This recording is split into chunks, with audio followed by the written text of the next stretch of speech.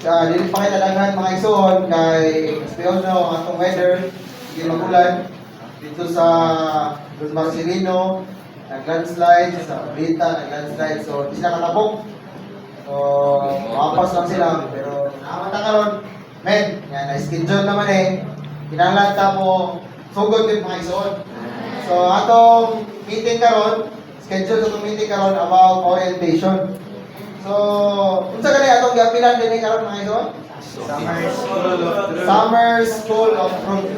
So, karon pakita na ko ninyo unsa man ang burden ani Summer School of Fruit mga ison.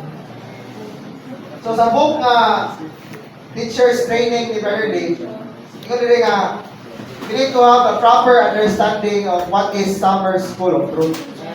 And sa kalibutan, kanang word na school, it implies kanang secular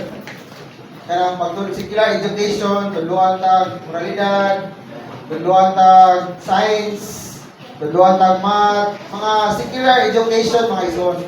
Pero actually, ingon si Brother Ling, ang tama daw na pag-express ang Summer School of Fruit, dapat daw Summer Restaurant of Fruit. Ano man guys, secular way of teaching, tudluan ta about mga